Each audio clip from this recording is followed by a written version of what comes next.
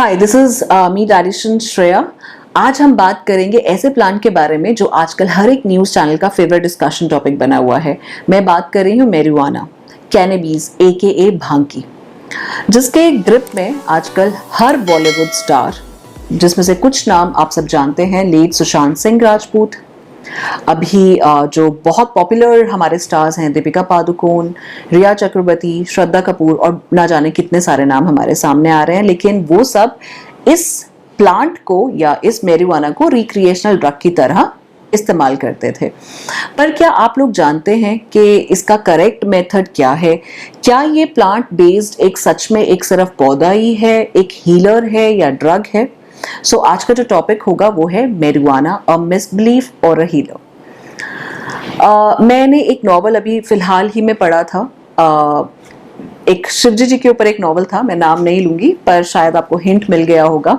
तो उसमें भी बता रहे थे कि शिवजी जी कैसे एक सोलेस में बैठ के इस प्लांट का वो एक ड्रैग लेते हैं। तो ऐसे करके एक नॉवल था जिसके बारे में जब मैं पढ़ रही थी, पढ़ते पढ़ते मुझे एक ख्याल आया कि चलिए मैं इस टॉपिक को कवर करती हूँ, क्योंकि अगर ये मैरिजुआना की जो एक हिस्ट्री है, जो एक नेम है, वो काफ़ी टाइम से हमारे सामने आता जा रहा है। हमारे एंसेस्टर्स भी बात कर चुके हैं, हमारे पुराणों में भी लिखा है, हमारी गाथाओं में भी लिखा है। तो अगर ऐसा है तो ज़रूर हम आज खुल के बात करेंगे इसके बारे में।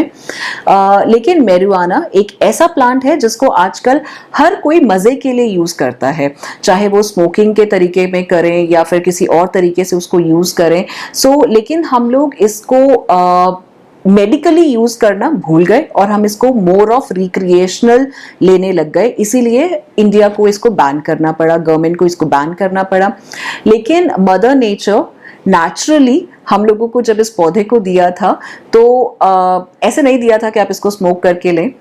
अगर आप इसको ज़रूरत से ज़्यादा लेते हैं या फिर अगर आप भूल जाते हैं एक वो थिन लाइन को, तो ये आपकी एडिक्शन बन जाता है।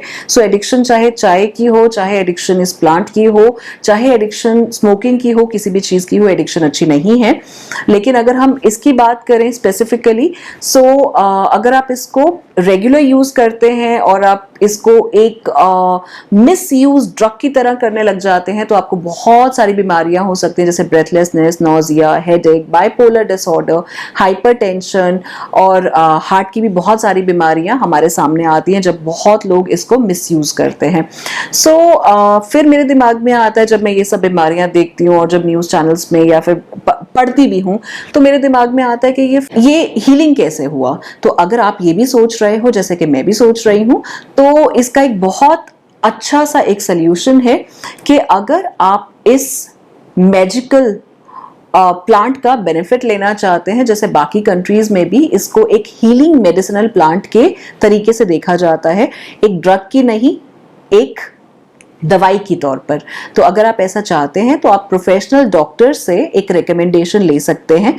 और अगर आप मेरे से भी रिकमेंडेशन चाहें, मैं भी अपने बहुत सारे पेशेंट्स को ऐसा एडवाइस करती हूँ कि आप अपने डॉक्टर से, जो पेशेंट कैंसर के बाद कीमो पर होते हैं या फिर उनको बहुत ज़्यादा एंजाइटी, डिप्रेशन, नींद नहीं आती है, ऐसी बहुत सारी चीज़ें होती हैं, तो वो नेचुरली मतलब दवाइयों पे एडिक्ट होने की बजाय डॉक्टर से इसका प्रिस्क्राइब्ड डोज प्लान करवा लें, तो उसमें तो आपको बेनिफिट मिलता है। तो क्योंकि बहुत सारी ऐसी चीज़ें हैं जहाँ पे पेशेंट्स को बहुत ज़्यादा आराम भी मिला है, जैसे कि बहुत सारी ऐसे क्रॉनिक पेन थी जो हील होते हैं, या सर्टन कैंसर्स भी होते हैं, मेंटल इलनेस भी होती है, एंजाइटी, डिप्रेशन, सीजर्स का भी एक बहुत अच्छा इससे आपको सोल्यूशन मिल जाता है। लेकिन प्लीज़ डिस्क्लेमर, अगर आप किसी प्रोफेशनल डॉक्टर से इसको रेकमेंड करवाएं तो, लेकिन खुद आप तोड़कर लेकर आएँ और उसको आप मिसयूज करें, ड्रग की तरीके से लें, तो डेफिनेटली ये एक राइट चॉइस नहीं है।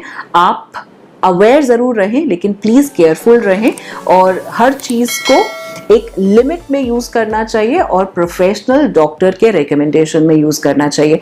तो आज हमने इस वीडियो में देखा क्या, सीखा क्या कि मैरिजुआना एक उसका बेनिफिट भी था, उससे भी ज्यादा ड्रग्स आते हैं, ओपियम है और बहुत सारी ऐसी चीजें हैं जो एक्चुअली ड्रग्स हैं और जिनका उससे ज्यादा साइड इफेक्ट है। तो उनको ड्रग्स कहना बिल्कुल जायज था मैरिजुआना को, क्योंकि एक ये प्लांट था और मेरी तरफ से उसके थेराप्यूटिक बेनिफिट्स थे।